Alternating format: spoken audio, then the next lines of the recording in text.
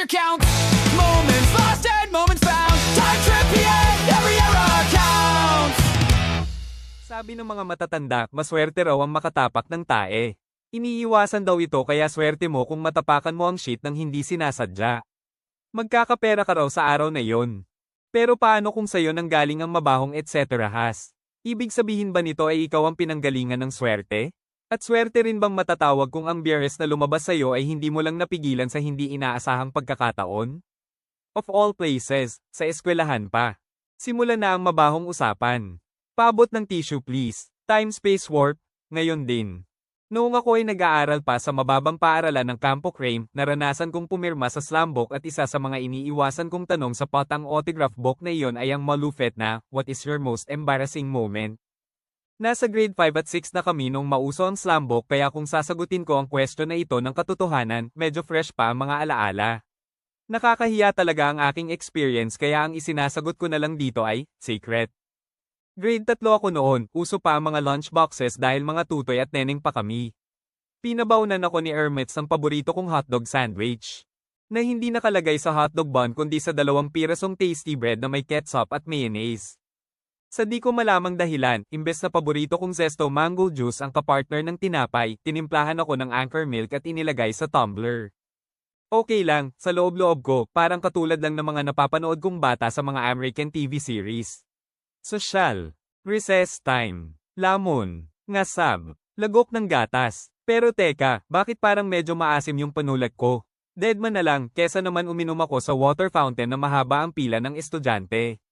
Balik sa klase, lecture. Maya-maya ay parang may mga bik na nag-iingay sa loob ng tiyan ko. Mukhang nagre-revolusyon sina small at large intestines dahil sa kinain ko. Kabag lang ito, uminom kasi ako ng gatas eh. Next na subject, ganun pa rin ang nararamdaman ko, parang ang daming hangin sa tiyan ko kaya nagpaalam na ako kay teacher, ma'am, may I go out? Utot ulit habang papunta ng Cob 8. Mawawala na siguro itong kabag ko. Sumunod na subject, ganun pa rin ang pagwawala ng mga damuho sa loob ng tiyan ko. Sinubukan kong umutot ulit pero parang may naramdaman akong gustong samamang tae palabas. Pak shit, hindi pwede ito. Kailangan tiisin ko ito, malapit naman na ang uwian. Ang tumbong natin ay alam kong voluntary muscles na kayang kontrolin, it's all in the mind, think of a happy thought. Pero Tayna, nagiging involuntary na ang puwet ko. Ayaw makisama. Pinagpapawisan na ako ng malamig at butil-butil. Ma'am, may I go out kahit di pa pumapayag si teacher ay tumayo na ako at kumari pa ng takbo papuntang banyo. Heto ang senaryo sa isang public school iisa o 2 lang ang janitor namin kaya napakadami nilang time na hindi linisin ang mga potang inidorong may mga yellow submarines at peanut butter filling.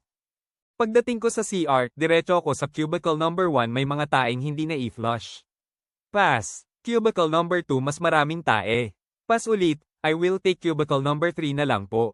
Mas marami ulit at ang tingin ko ay parang ilang taon na yung di nabubuhusan.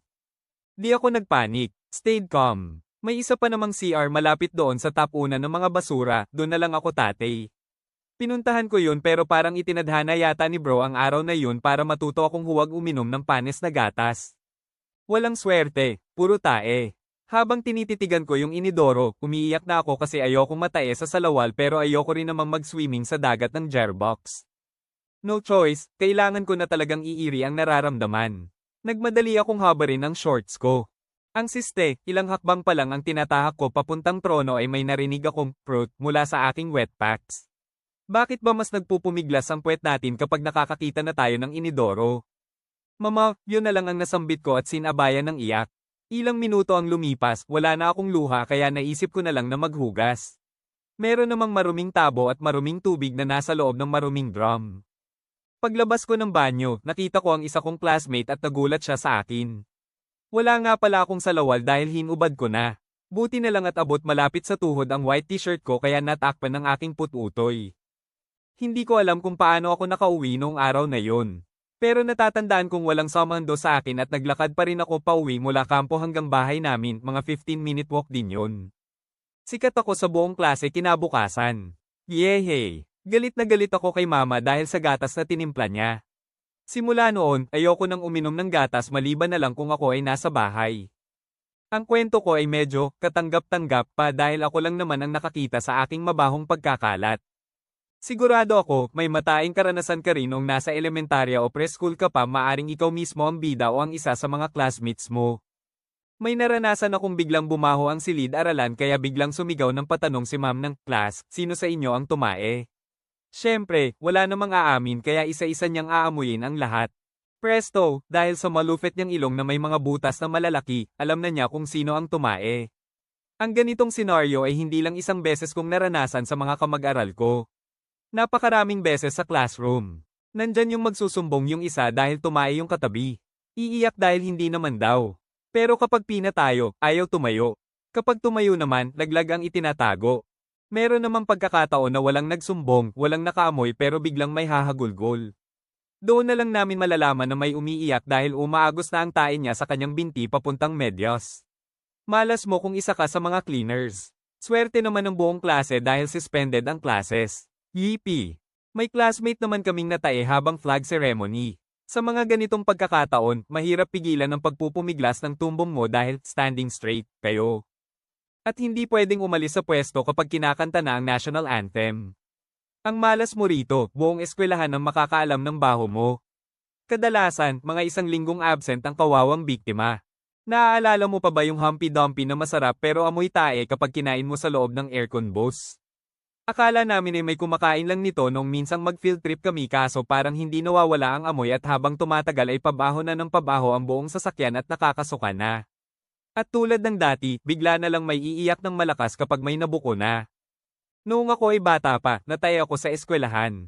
Hindi ko ikinahihiyang ito ang aking most embarrassing moment. Dito ko natutunan ng pagiging maparaan sa panahon ng tawag ng kalikasan. Flush. Past or present, future counts. Moments lost and moments found. Time trip, yeah, every era